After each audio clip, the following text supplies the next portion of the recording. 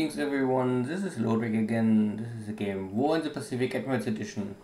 And today we want to check one of the old turns in the match Dojo against Lodrik. And this will be today turn number 8.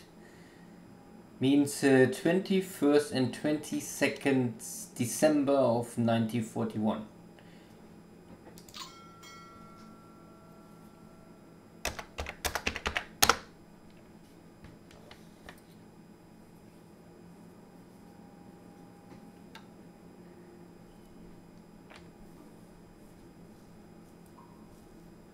So let's see. At this stage of the war, the Japanese forces already took the first bases of Philippines and also conquer in Malaysia, normally the most important bases. And I think we had also already some navy battle in Port Moresby area, simply to intercept some cargo shipping, to block Dojo's attempt to reinforce Port Moresby, so that in the later stage of the war it's more easy to take that base. Okay, this is near Pearl Harbor, if I remember right. Yeah, here's Pearl Harbor, so west of Pearl Harbor we interdict here some smaller cargo ship with our light cruiser formation. But it's really only a small light cargo ship, so nothing with real value. So this is Johnson Island, west of Hawaii.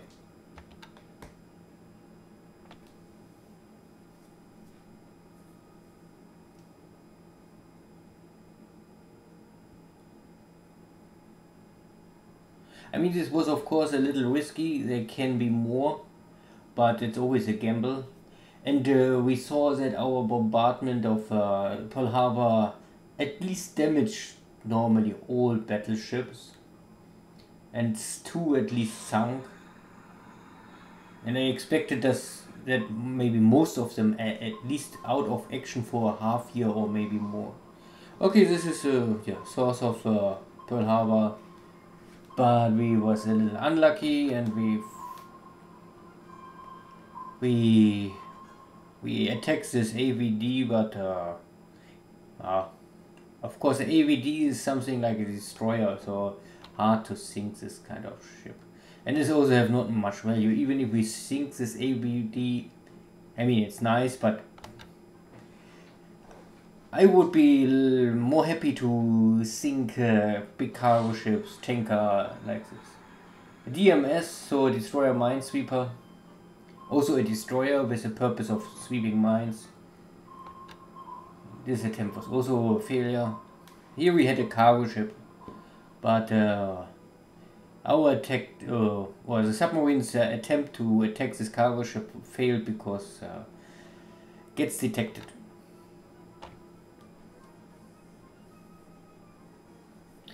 So a lot of noise, but with not real big impact.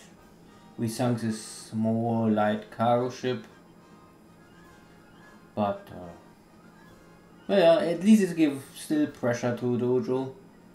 This is one of the reasons why I go out with these cruiser formations. Not so much to really sink a lot, but let him fear that my cruiser formations are everywhere, and he must normally then create heavy armed and escorted task forces. And of course the Allies, after this strike on Pearl Harbor, they have not many cruisers and nearly no battleships left. So it is hard for the Allies to protect all their shippings at the early stages of the war. Here we get some scout information, but we try to bomb, but no success. This is a scout plane. You can see we try to attack, but we get no hit confirmation. Yeah.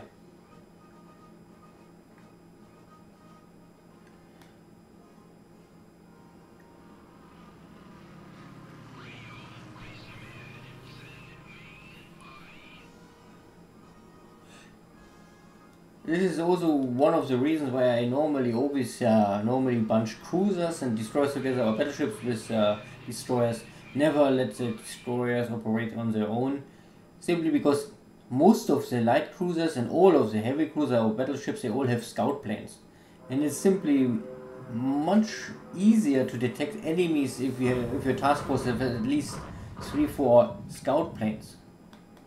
Okay, here this is now our land-based Zero fighters, and we're sweeping now the skies of Changsha, and this is now after 1 week.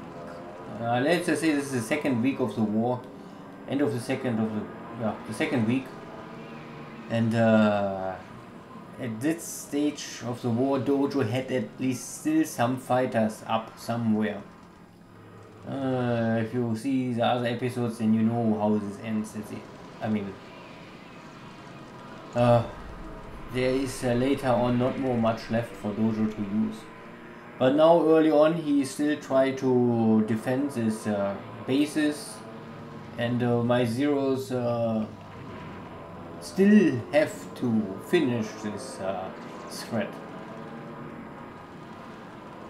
And depending how successful Dojo's fighters can defend the bases here, the Japanese lose more or less airplanes and pilots. Airplanes are always not super critical. I mean, at the beginning Japan also lacked the industry production capacity. But after 1 month, normally if the player wants, he can push out many more planes. If this is really useful and necessary is the other question. I simply would go try to push engines. Get the engines, the H-34, H-35 fast over 500 units to get the R&D bonus. And I would first invest in engines and heavy industry. And after maybe in March, if the next generations of airplanes slowly going online, then I would maybe invest more in aircraft production. But it's really heavily related to where you want at your focus. If you try to win the war in the first 6 months, then of course you don't must care so much R&D and not so much heavy industry.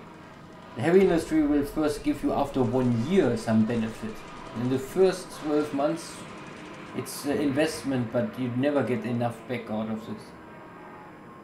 So if you want to make it fast and bloody, go all in. But the really problem is if this first 6 or 12 months are over and you don't cripple the allies completely, means if you don't take a Suva or maybe New Zealand or Ceylon, I think this is normally what you must achieve. Take Ceylon, take New Zealand, take Suva, New Caledonian. This is a must-have if you won't have the auto victory at the early stages of 43.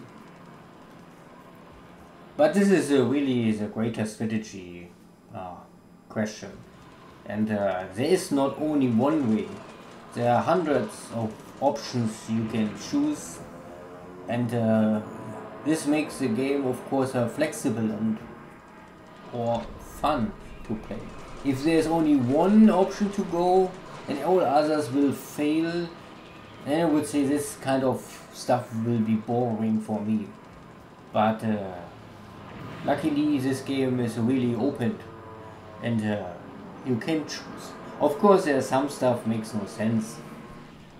Like in my other game with THG, I would simply say there are many stuff wrong or make not really sense. You can do it, but I don't know why I will push some airplanes. They are already outdated. Why I want to produce them. Or also some stuff you can push heavy industry or engine production, but you must keep always in mind how much you want to push it, because you can only build one factory per day. So if you push the factory 300, then you need nearly 1 year to finish this. And if it's an old engine like a H32, H33 like this, I don't see really a benefit to push this old engines too much, simply because they will be sooner or later not more useful. Yeah, but strategy decisions. Okay, here we can see that the Zeros more or less win. I mean, it's, let's say there was an air battle, and at least I think one airplane we lost, 1-0. But we kill now official 1 to 4. At the end of the turn we will see what is in the true numbers, and if you can accept this as a Chinese, hard to say. I would say this is still victory for the Japanese, because it gives the pilots a lot of experience. Yeah, you lose one pilot, but there's one guy is always the unlucky guy. So one guy must always be the loser.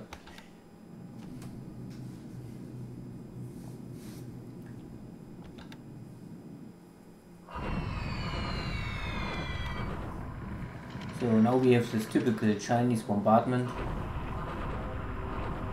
We have 3 more fighters, but only one Russian-Chinese fighter left here.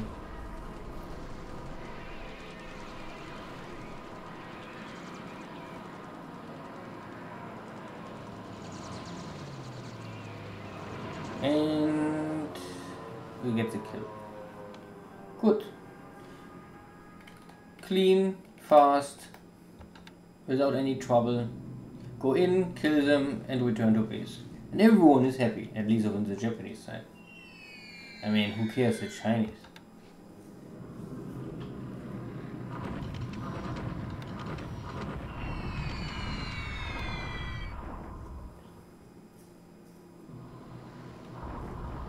Oh, in this case, Dojo really get his I-16, so the better Russian fighters here in the air, and they intercept our light bombers. I mean, Sonia and Mary are both one-engine light level bombers. But they had the speed advantage, so the I-16 is simply too slow to have a long period of time to attack these bombers. I mean, the Key 51 and Key 32 are also slow, but if everyone is slow, then it doesn't matter more. So the time for intercepting was too short for the I-16 to really get enough damage on my bombers. So it was a little lucky. We get some damaged machines and maybe have later some operational losses, but this can happen. And even if we kill 1 or 2 of my bombers, bomber piles, and still I would say this thing what you can throw away most easy, because I really think there's you can make this ground bombardment, airfield attack, this is the same skill. And maybe the other option is with the Key 21 and Key 48, you can go also, after you finish the ground bombardment skills, you can maybe also go for submarine hunting. Then they have at least a second skill, because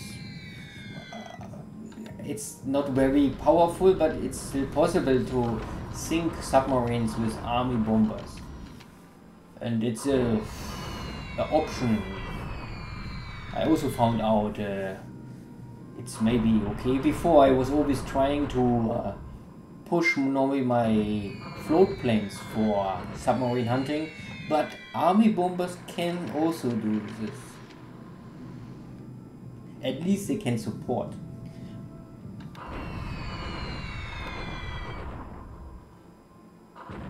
The advantage of the float plane to hunt for submarines is simply they are more easily flexible to use them in the big area, in the open Pacific.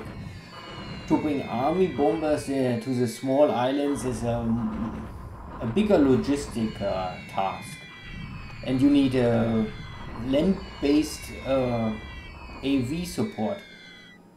Float planes you can simply use with float plane tender.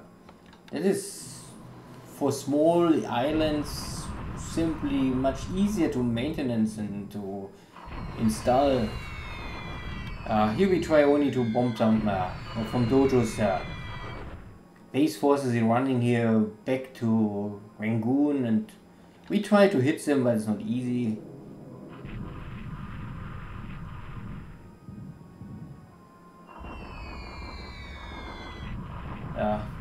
And this is also important that we get this road done to Xinjiang.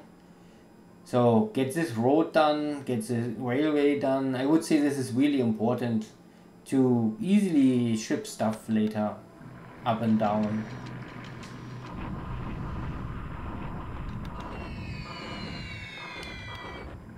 And my game style is simply to create the armies. Everything is based on the HQ. Everything what belongs to the HQ will stay in the same hex so that their armies are moving. And then I often put 1 or 2 armies together to create a overall command and a task force. And you also don't need too many army groups separately on the map. I think if you have 1 Mongolian, I use here.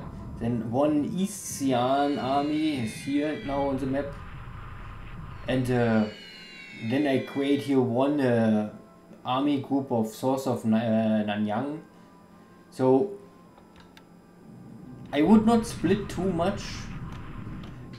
The Japanese forces are split at the beginning, but also the Chinese forces are not in the concentrate locations. So normally it's a race against the time. Who can concentrate his forces first? Who can push first?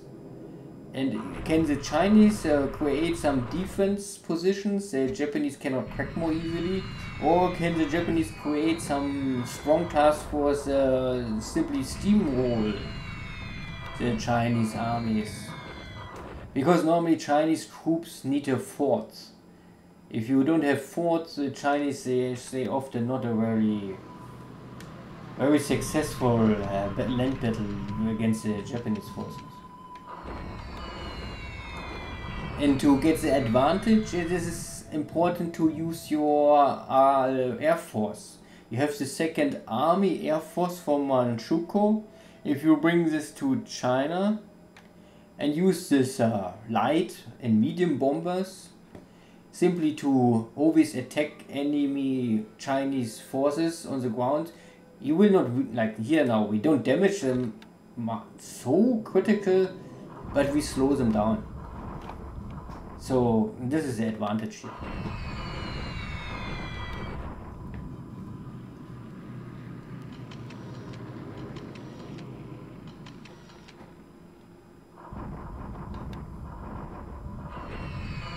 And you have this Dojo fighters, and if you are the Japanese, you always, it's maybe the best to try to use your Dojos to attack enemy flying tigers, wherever the flying tigers will show off. I mean, if the ally player uses the flying tigers in China, you can keep them here. If the ally players take them more or less to Burma, maybe also bring your Dojos here. The Dojos are, I think, from firepoint or firepower, they're very equal with the Zeros, I would say. This prototype Dojo is faster than the Zero, have a little more firepower. Oh no, maybe the Zero has more firepower, but the Dojo is simply faster. but the range is lacking. But it's the best what the Japanese army have. Okay, this is now our first carrier group. Hunting here east of Australia near Townsville already. Dojo's cargo forces. Because normally most of the Allies players, they try as soon as possible bring stuff to Port Moresby. That is because if you Allies can keep Port Moresby, they have always a staging base will always help to fight here. And if the Japanese can kick the Australian out of Port Moresby, it is very hard for the Allies to coming back. And because for me it makes sense, there's not much that the Allies have in the first 4 weeks, and so I go here full and bring terror and disorder to Dojo's attempt to create here something. And of course this is more or less a slaughter now, because most so far I know there's really not much that the Australian have at this stage of the war. And if the Ally player not rush his carrier immediately to Sydney, where I lost at turn 2, then here in December there's nothing can stop me now. But of course, if the Ally player don't try to support Port Moresby and don't send here anything, then there's also nothing for me to think. But Dojo tried to play this game with Port Moresby, and I was successful at, not that we think here too much. Some cargo ships are not changing anything. But it will give already at day 1 or in the first weeks of the war already pressure on the Allies' position in that area.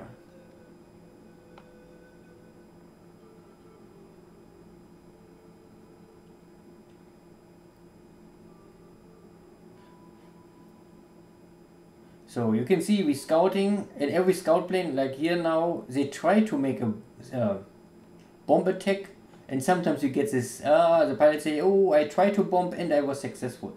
But like I said before, this information is in best case a 50-50 correct.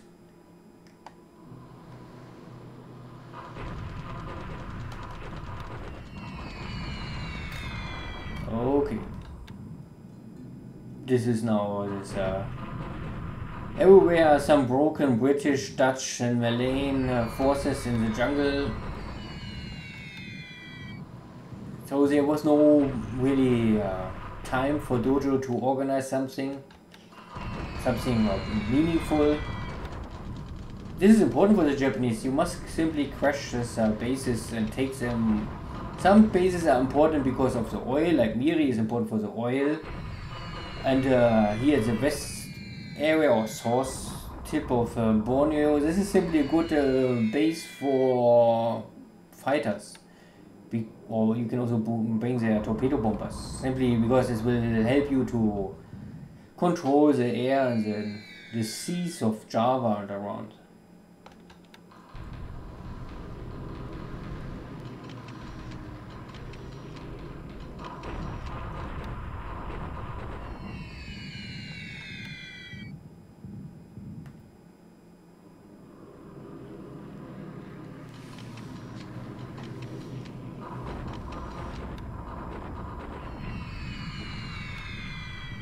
Okay. So the carrier is still picking up stuff. But only light cargo ships.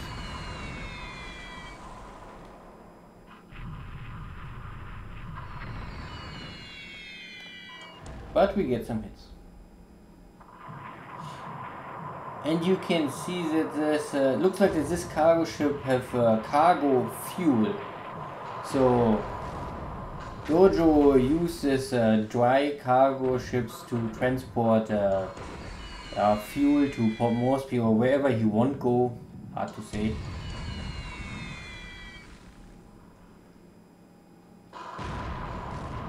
And of course, if a cargo ship have burning fuel, It's very easily burned down.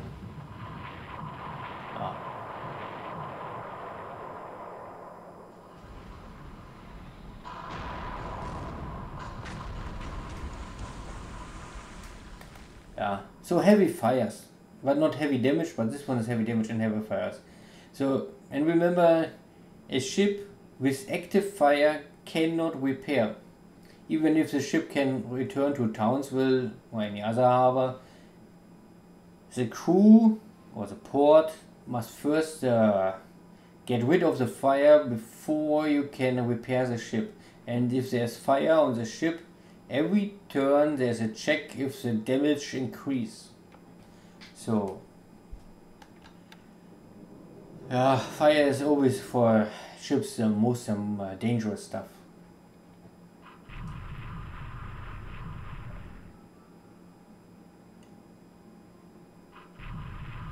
Yeah, this is this local, or this I think a minesweeper.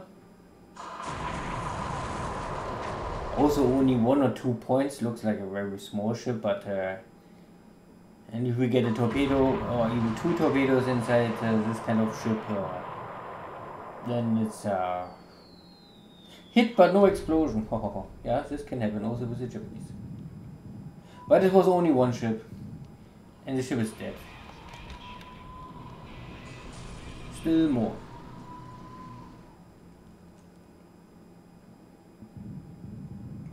This is already burned.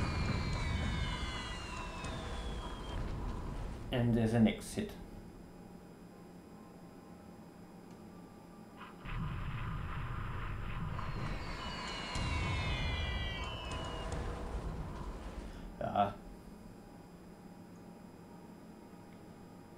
There's not really any hope left for this kind of ship to survive this. The next hit.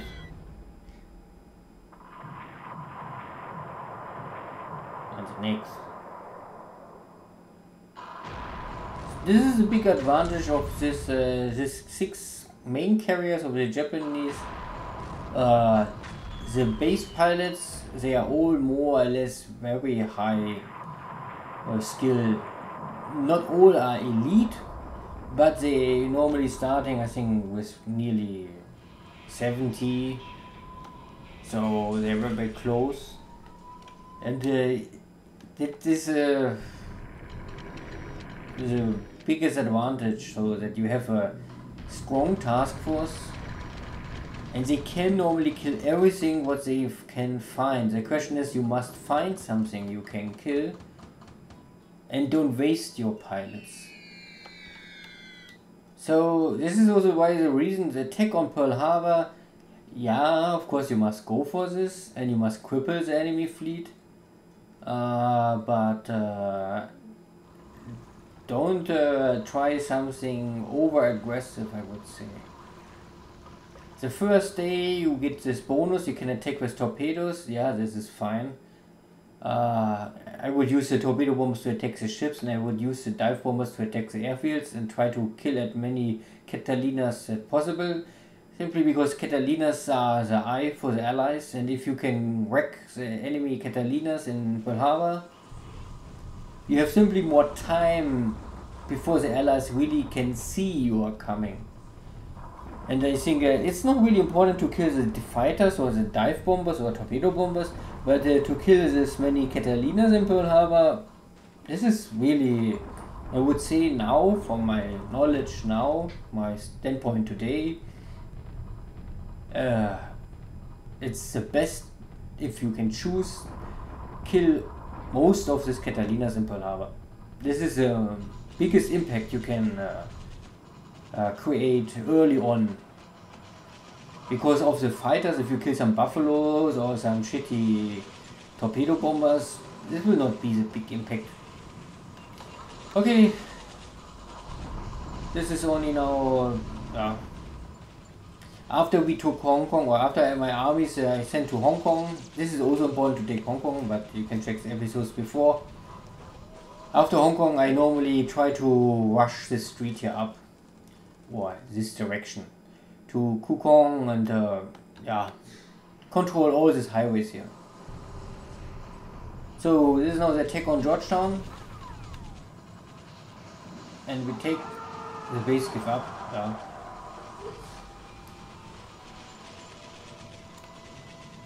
Easy, clean victory.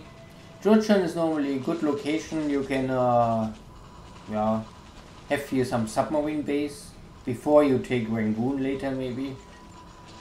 It's the harbor is big enough to support normally submarines.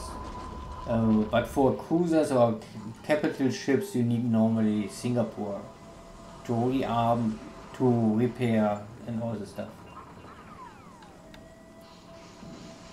Okay, this battle here in the jungles of Malaya, it was not, at least we are not finished so far. A stalemate. No one is strong enough, but the Malayan British forces are running out of morale and they are breaking mental. I think they have still maybe enough guys, but they don't have more the will to fight sooner or later. Good. So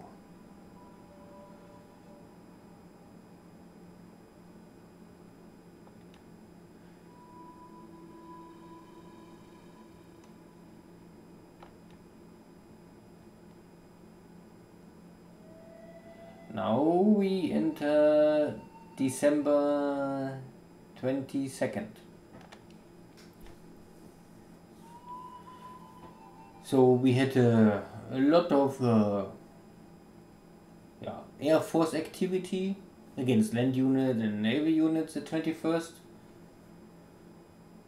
But our submarines was not really active, but oh, luckily now one of our submarines just find a small cargo ship here at Port Blair. Yeah, this is also a very typical action of the Allied player. Of course, if the Allied player can reinforce Port Blair and install here some scout plane base, then the Allies can see what is coming to Rangoon. This of course makes sense. And if the Japanese can take Port Blair, then they know what is coming to support Rangoon. And Port Blair is normally very weak at the beginning of the war, so I sent only one submarine to make sure that if Dojo bring here something like this cargo ship, that we can get rid of them. Oh, again. We attack the destroyer, but of course, no chance.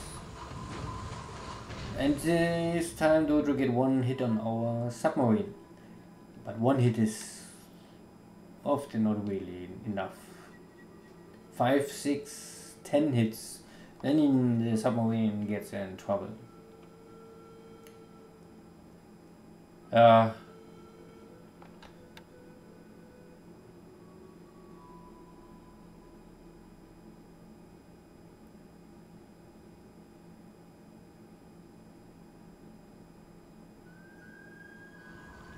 So ships just sunk. Maybe the cargo ship.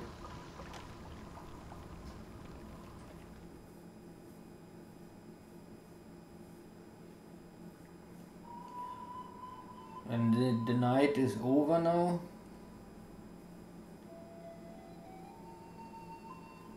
No, still not. No.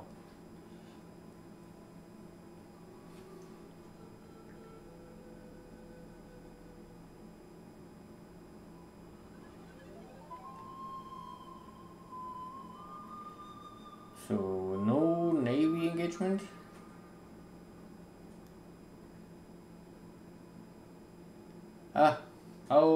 Oh, in this case it's an American submarine. Try to sink our light cargo ship. So this is east of Saipan, or south of Marcos Island. But I think this is a Mark 14s. They don't have the tendency to really hit where the submarine captain wants. And here we have a So this is our battleships too, and this is maybe a local minesweeper again. I don't know how many we already killed. This is one more. So 1 point ship.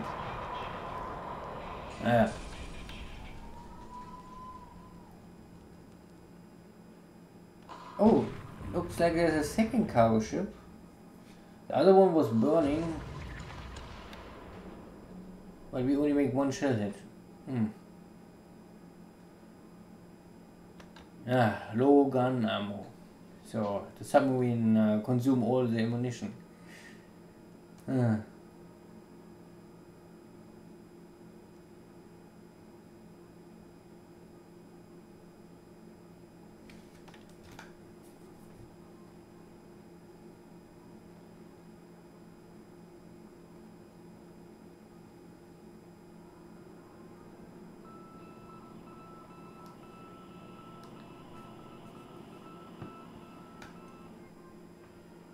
Bad weather.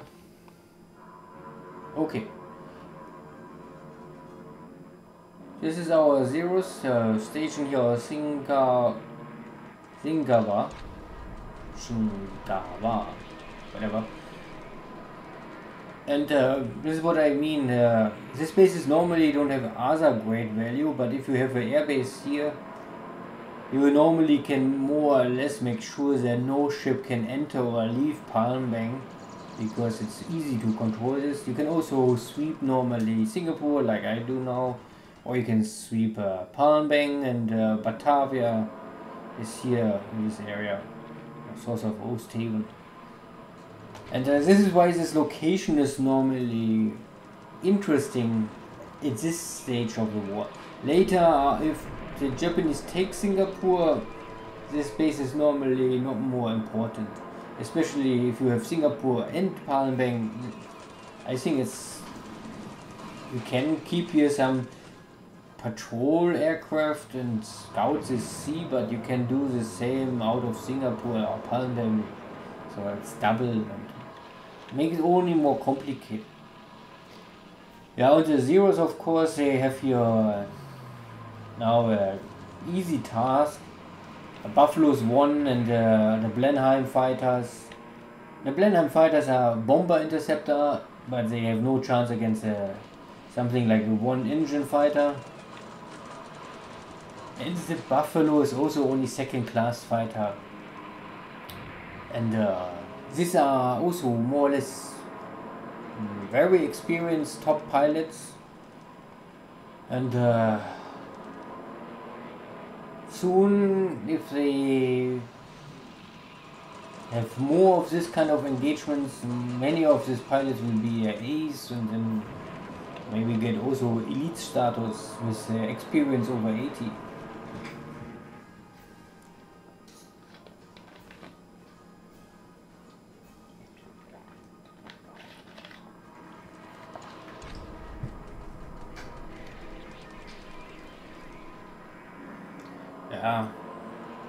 And this, the tactic, or the reason is more or less, I won't get rid of any fighters active in Singapore as soon as possible,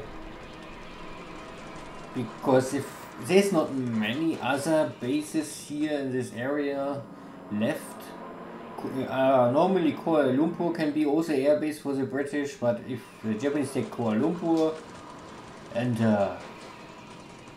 get rid of most of the fighters from Singapore, then normally the Japanese can here run torpedo bombers or land or army bombers without escort, because then there's not really a chance for the Allies to intercept them, because Palembang is normally too far away for any interception. I mean, you can make long range cap from Palembang to Singapore, but I don't know which fighter can do this for the Allies in this early stage. I don't think, because long range cap you can only even with Brock tanks is not possible. So this is why I won't get rid of this Singapore fighter force, so that I can let my bombers run on their own and keep my fighters focused for the important tasks, sweeping, training, like this. So we can see here without a kill, we achieve here 4 kills on our own. So looks good. Japanese fighters, no one can stop them. Now this is the second day. There's still some Chinese pilots left, but it's already less than before. And here's one more kill for our guys.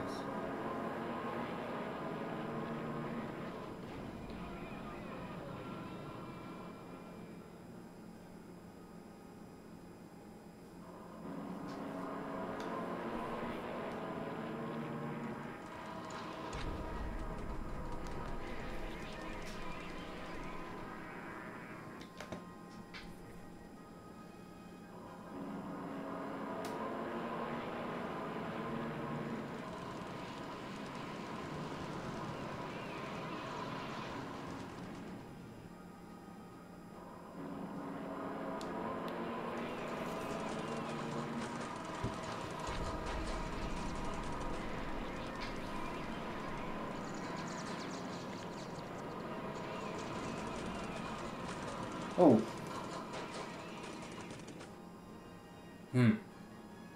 Only 1 kill but 3 damage enemies. The problem is with the enemy, if they get damaged after some days, they normally coming back. So you must keep this kind of sweeping of enemy bases active for more or less non-stop. Because you never know if there are maybe still some fighters left. But you can reduce the numbers. Like if I go now with 20 fighters or zeros in, then later I can only keep 2 or 3. Because this is already enough to engage enemy. So long, I mean, the Chinese, they also don't have much fighter force. So if you know that you kill already most of them, it needs long time for the Chinese to get reinforcements. I don't know even if they get really much in 42. Maybe in 43 or 44 the Allies will support the Chinese national forces with more equipment.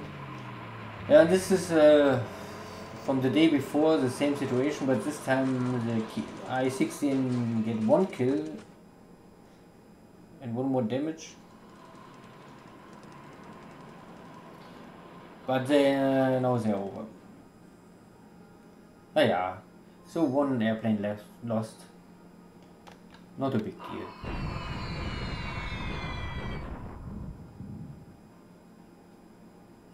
Guns jam. Yeah, some damage and 1 destroyed. But at least we get some kills here. So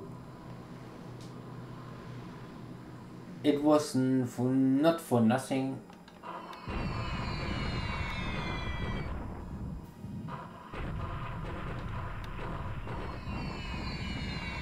Bombardment.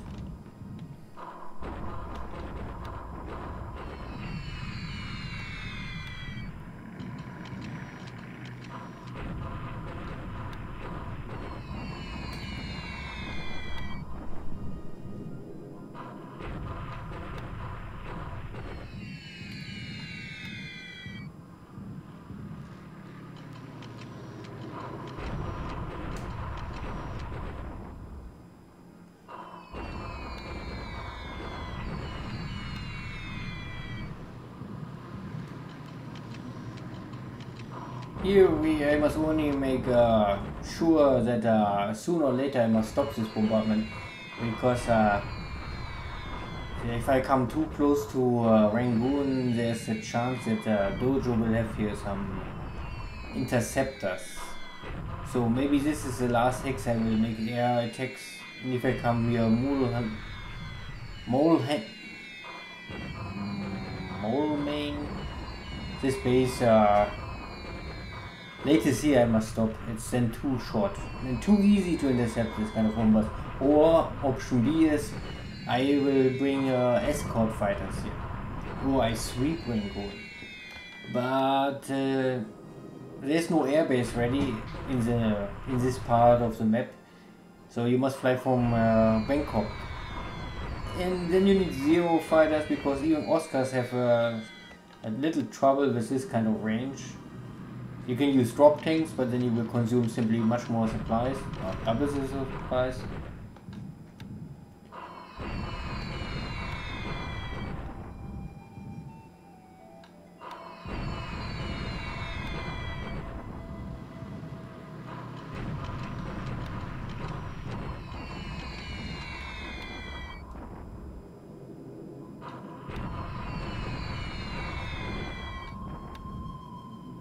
So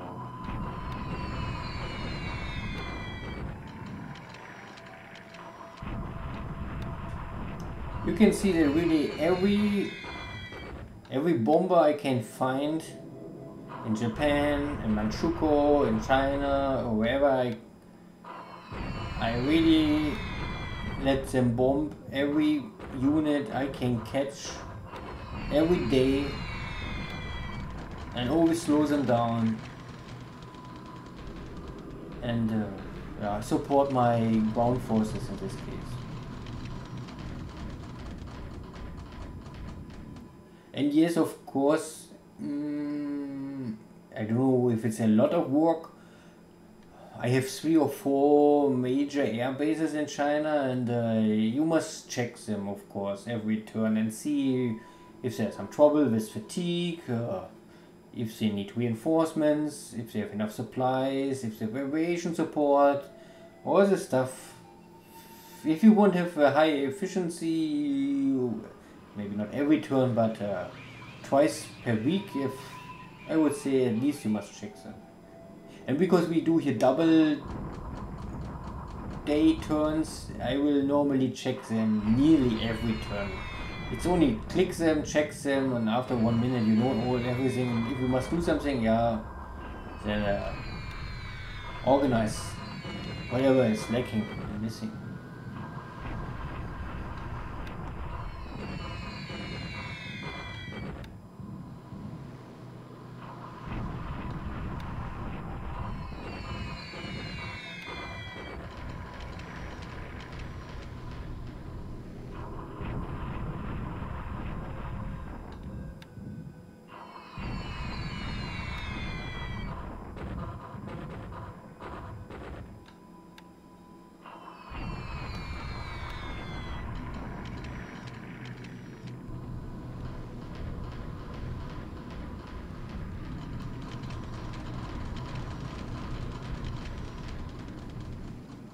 Oh,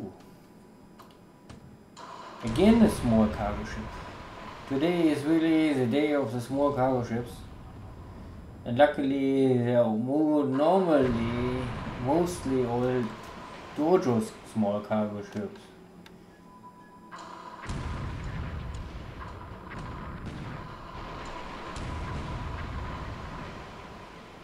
So you can see that the captain more or less they make a decision that he say this cargo ship is too cheap to use torpedoes, so he use a deck gun. And this is normally enough. You can see heavy fires and heavy damage. That ship will normally not survive. And we get the feedback, something just sunk.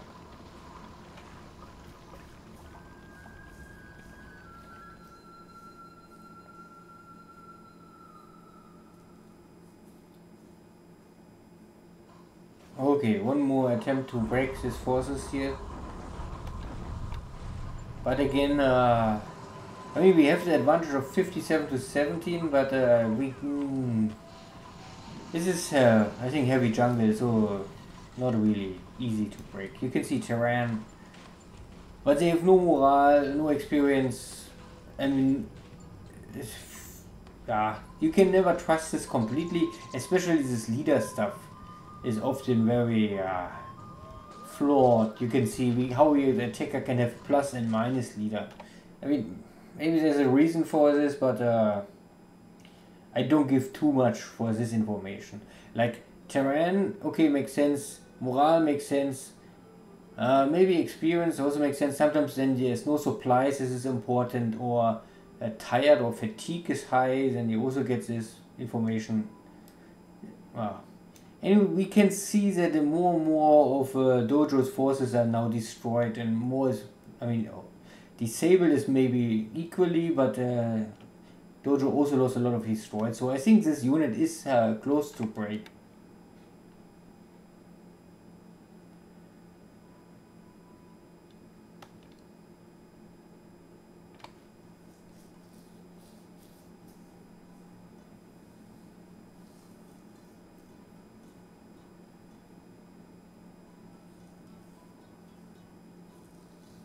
Okay, now we arrived the day before Christmas, at least in Germany.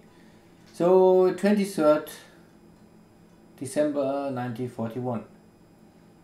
And yeah, let's first check the intelligence information. So officially we had now 17-3 air kills. No one on the field, no flag issues, and the operation was also very equally 5-6. Okay. Sounds first like a good day.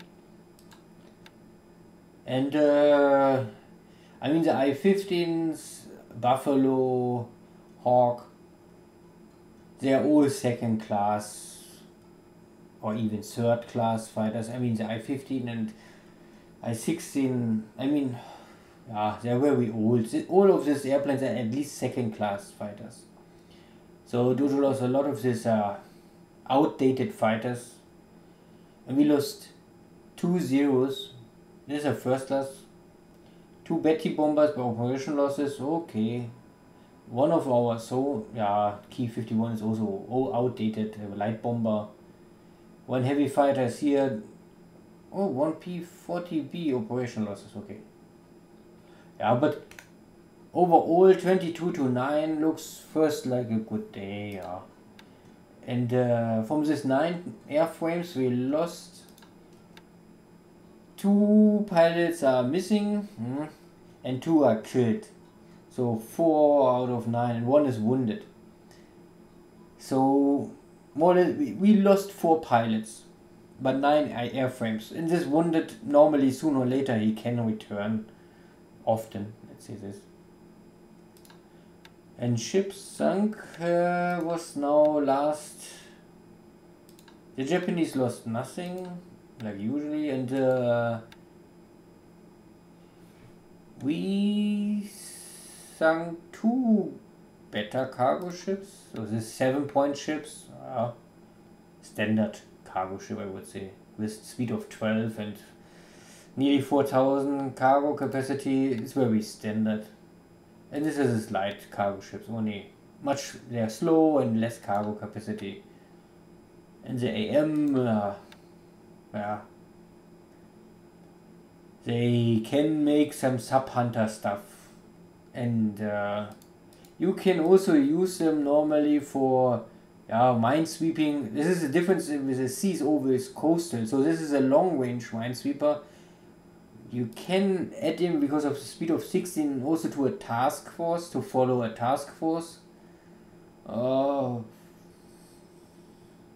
I often use the destroyer minesweepers because they are even faster than this. This is faster but not really fast enough. And this is the same stuff with local. They have simply nearly no range. They only stay in the harbor to make sure that the port have no enemy mines. Okay, so this is the kill count for this last turn. And anything else is you can see that slowly the pieces are moving. So we clean up Hong Kong, we're moving now here up and going then for Kokong soon, and then we take this road and normally try to take these 2 bases. We also clean up here some forces east of Changsha, and we can now return. We try to block this road and make sure that we are arriving at this crossroad before the Chinese can do this, and then we can get rid of all of them. We already took Wenzhou. I think Dojo simply give up this base. And I want to point out again that Wenzhou itself have normally not a big value. I don't know if you really can use it for something. The most important is for the Japanese, maybe not for the Chinese, but for the Japanese is they have a heavy industry. So you can invest in this city. I mean, will not go for too crazy, always like 10 or 20 per month. But you can install here some heavy industry stuff, and this will simply produce supplies and will support all your army activities in this area. Because there are not many bases all over China. I think maximum 10 cities have here heavy industry. And in other cities without heavy industry, like here in Fuzhou, there is no heavy industry and you cannot build anything new. You can only upgrade stuff. And not everything. Like manpower you cannot upgrade. Resources you can also not upgrade. You can see there's no, you can only repair on off. You can also not stop the production, but you can also not increase the size. And with heavy industry you have these options. You can say increase it if you have the supplies, it's not enough. You can make the production on off, or can make repair on off. Okay. Yeah. And so we must still get rid of these forces here, so I try to catch up here, moving, so maybe next turn we arrive here, and then we have this road under control, and then we must concentrate our forces, and then we can strike to Nanyang. I think we have now here the still the equipment is not arrived. Everything is still on the way. It's too early. I don't know even where's my headquarters. Here. Here's the 11th Army. And this forces belonging all to the 11th Army. So I think I wait for this forces to arrive back. Then I will take this 11th Army and then we're moving here to Nanyang. So this will still need 1 week to prepare everything, and in 2 weeks we maybe take the Nanyang. Maybe a little earlier, but we will see. And here this is the other big forces. You see this is around the 1st Army. But here is also the 6th Army coming close behind. So this is this double army. The 1st Army pushing this Chinese forces. And this needs a little more time because we must walk, fight, walk, fight, walk. So we cannot walk non-stop. But at the same time, this 1st or the 6th Army can walk non-stop. And before we reach Xi'an, both armies can normally link up. And then we have 2 full armies can make the strike on Xi'an. This is the strategy or the thinking behind. And yeah. Good. And here we clean up some stuff between the lines and these are normally all Mongolian forces.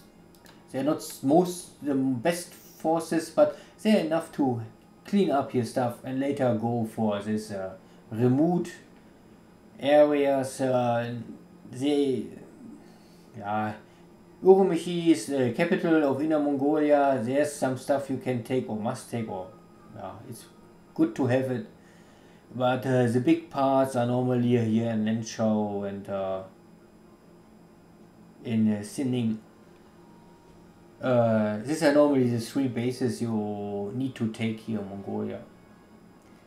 But this basis is normally more easy to take from the source after take Xi'an, then drive here up, take these 2 bases, and then I would say return and then try to cross the mountains, even if it's, I mean, of course this is a small road for a big army. If you won't go here with too much stuff, think about your supply situation.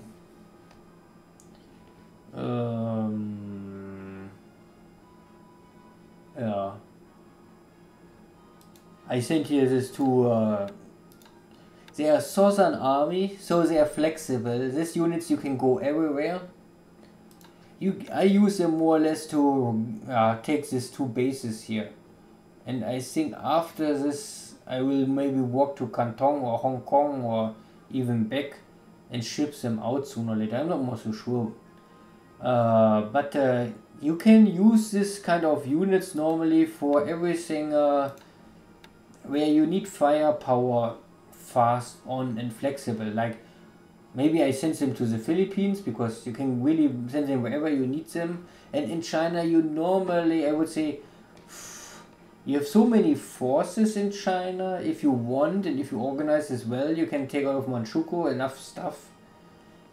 And these two mixed brigades will normally not be a meaningful change.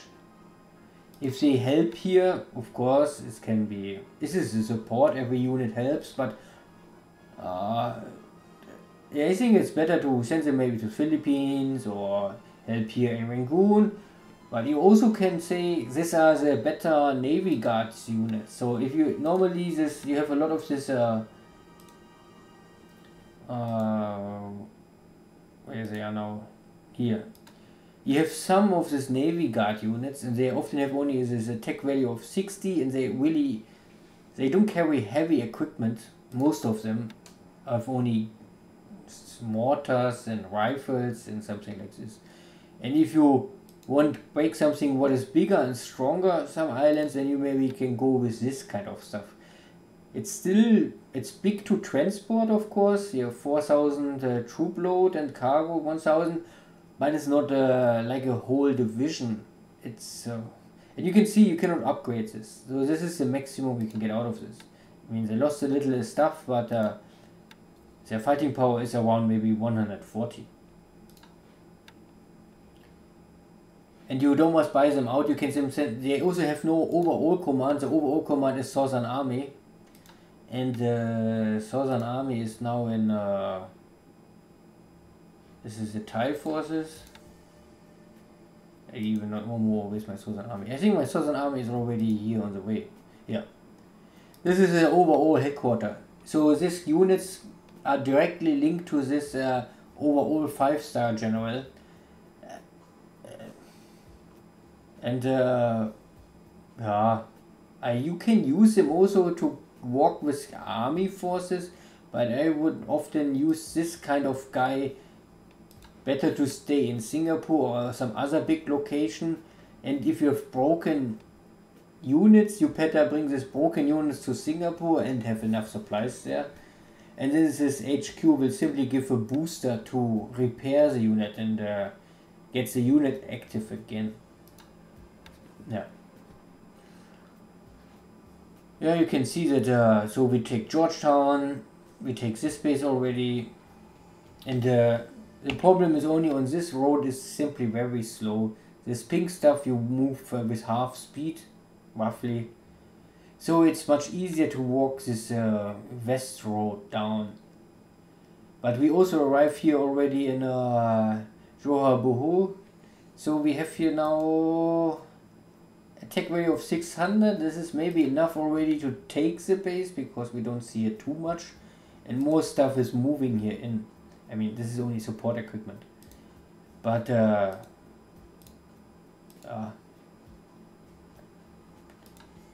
and these are all these hunter groups to make sure that normally I want to keep here an active presence so that nothing really can come out of Palembang, not much can operate out of Batavia.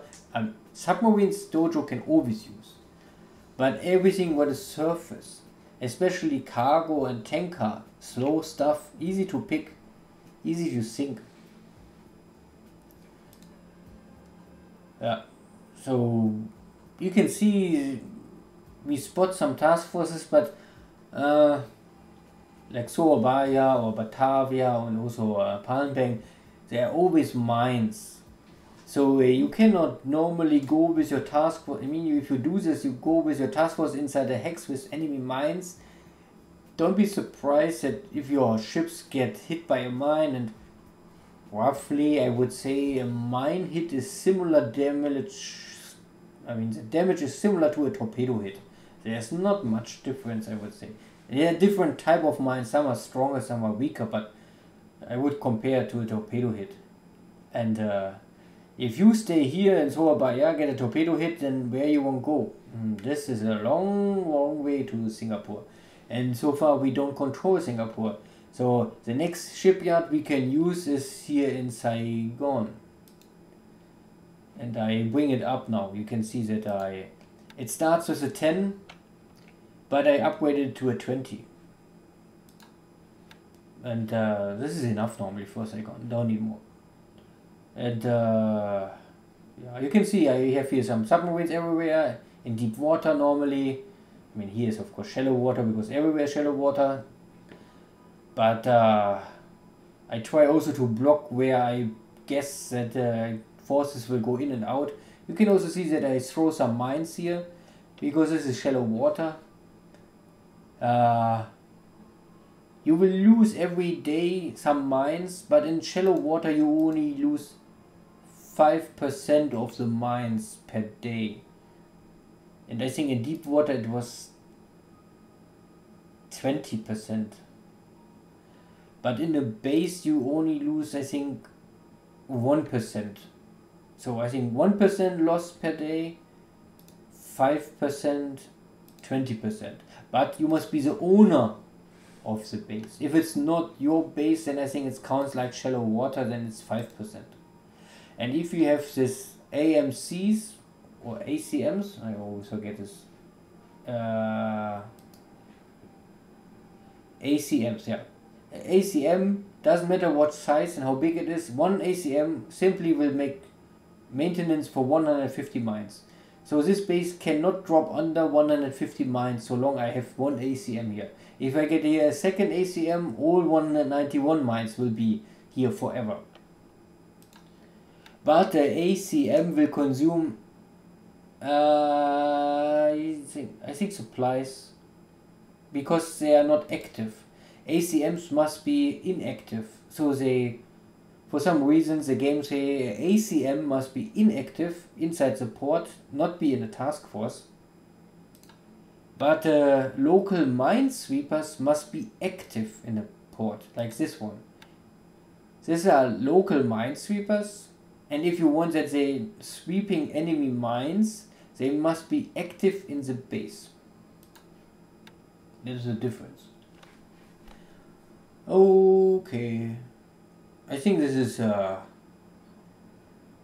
first enough. You can see I block here also some. I normally won't make sure that not too much arrive here in Rangoon. In Chiang Mai, I simply try to bring in a lot of engineer stuff, so 128 engineers I have here, and very early on I already push here to build the airfield because it needs a long time to go. I mean, I can come to level 4 very fast, but after level 4 up to level 7 it will be slowly.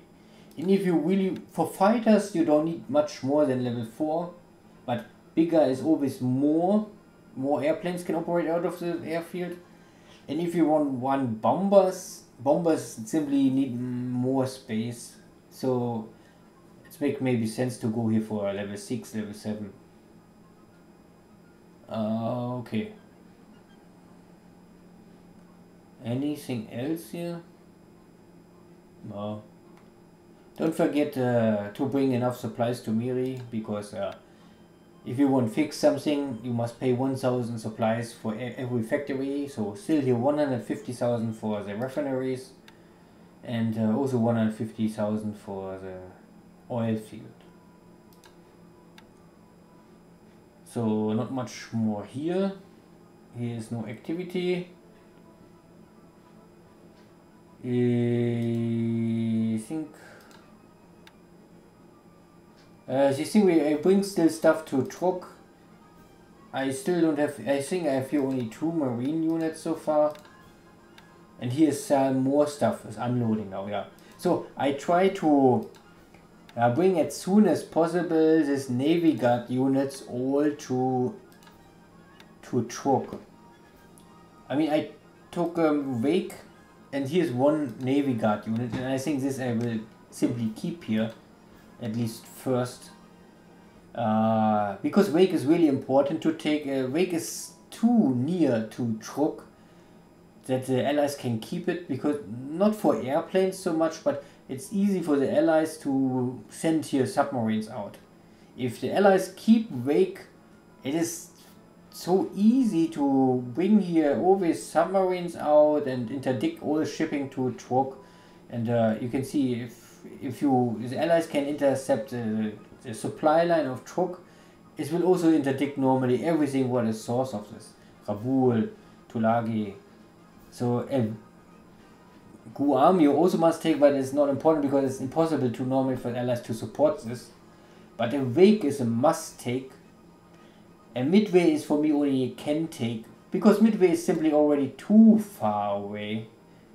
It's too far away for the Japanese to support this, and for the Allies it is more close to Japan, but Pearl Harbor is already here. So it's not a crazy distance, it's a distance of 30 hex.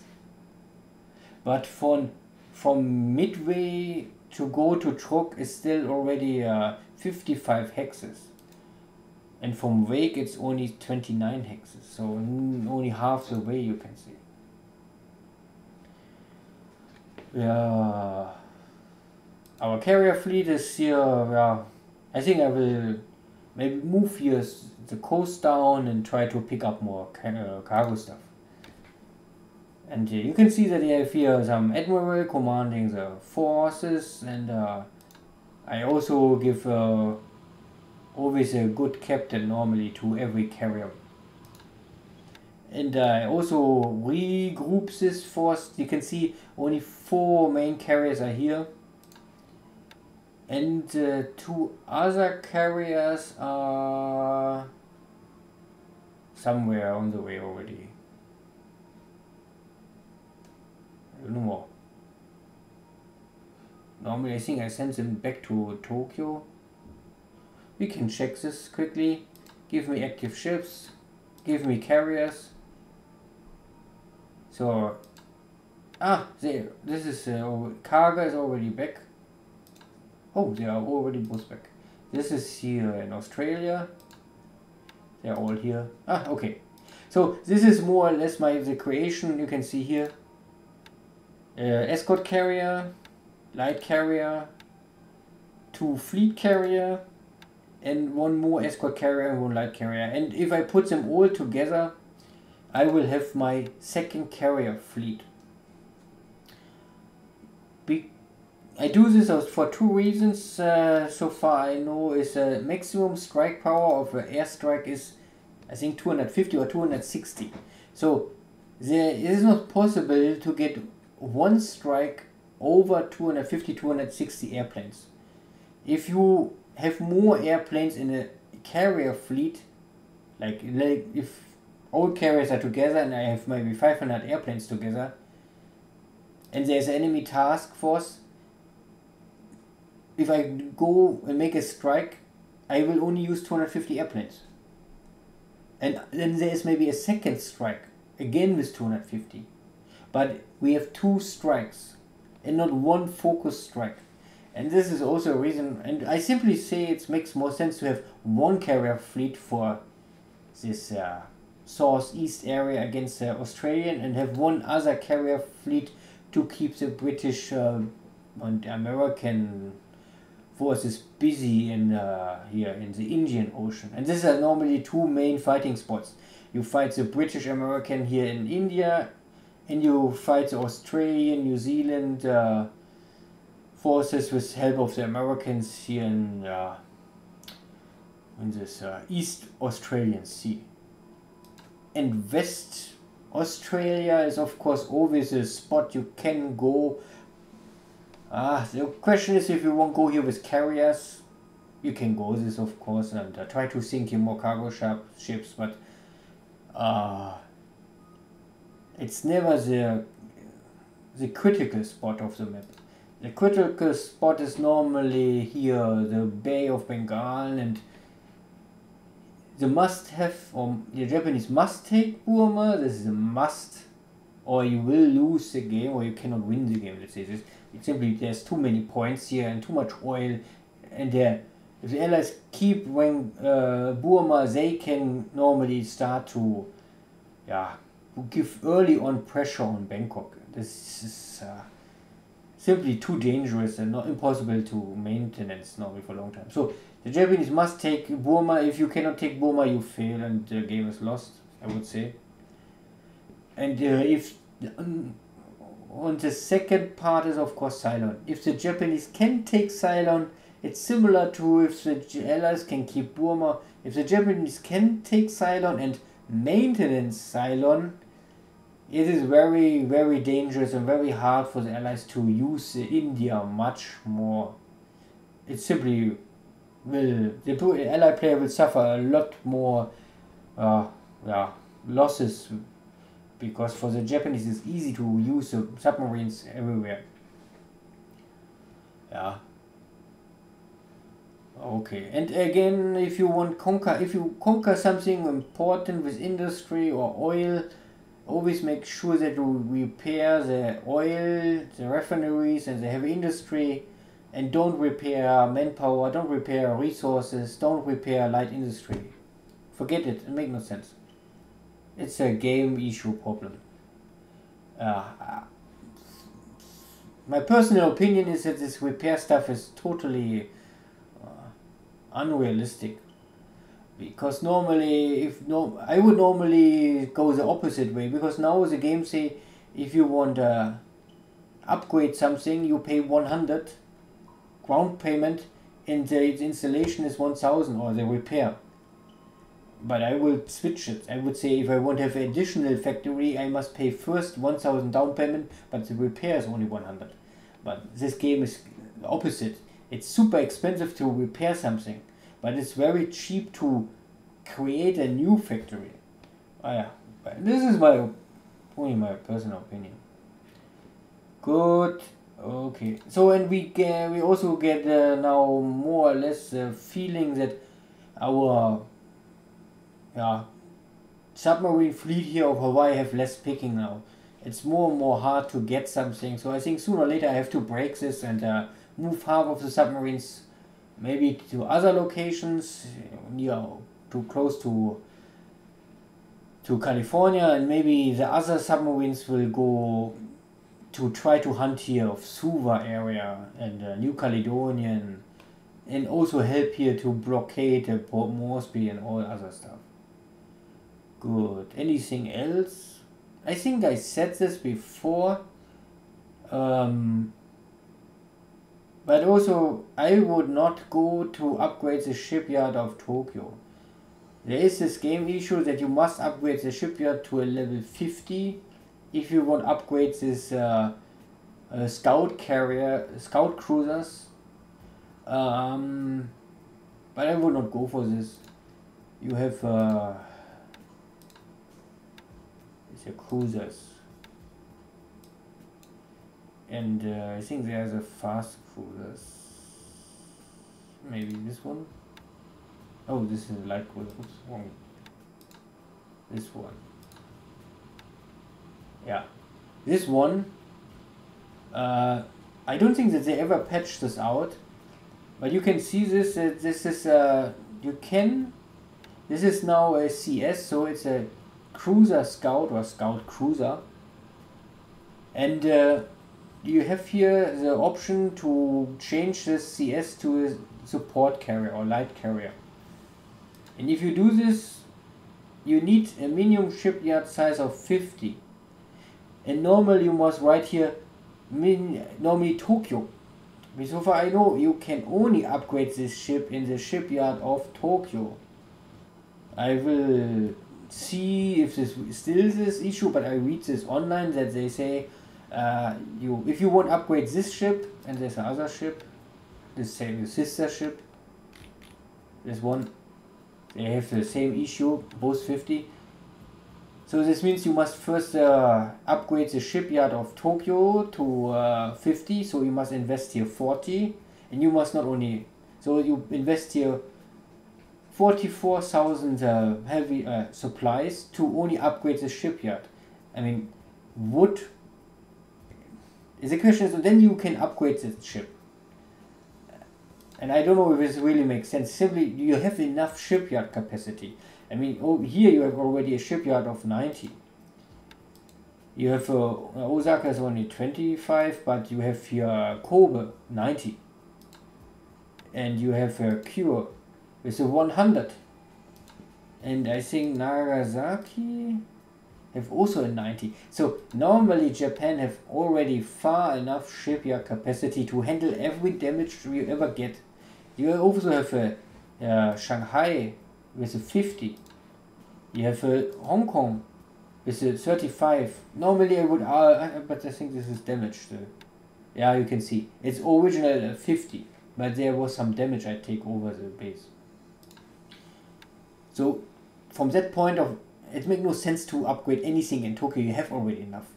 Okay, you can invest this 44,000 heavy supplies to upgrade the shipyard of Tokyo. Then you can upgrade these 2 ships.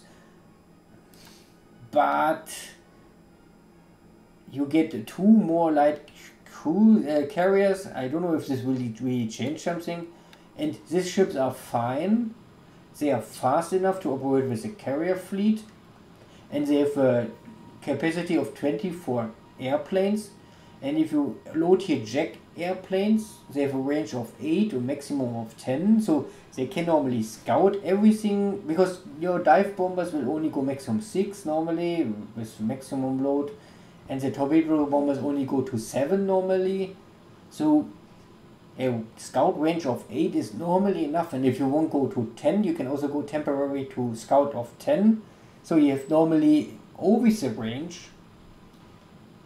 And yeah, of course, if you upgrade this to the light carrier, you can get here 30 airplanes. It's not so bad, but it's also not something a game changer for me. Especially keep in mind you invest this in the shipyard of Tokyo, and you have a delay time of 300 days. So you must invest the supplies, then you bring the ship to Tokyo, and then for 300 days you will have not this unit more. And you first can upgrade in November. So means in summer of 43 you get this ship back. So it's, I don't know, I don't think it really is an investment. That you take off this ship for nearly 1 year and then you get a light carrier. And if you don't have this ship scouting for you, then you need other airplanes scouting for you. So what you really win is hard to say. Okay, but I mean I talked about this topic already before, but this is only to repeat this. Simply because it's a question of, for the Japanese, if you do this, you won't do this, yes or no. Because this is simply only these 2 ships, only these 2 ships have this, so far I know, these special rules that you only can upgrade in Tokyo, but the shipyard of Tokyo is not big enough originally, so okay. Thank you all, see you again, take care, bye bye.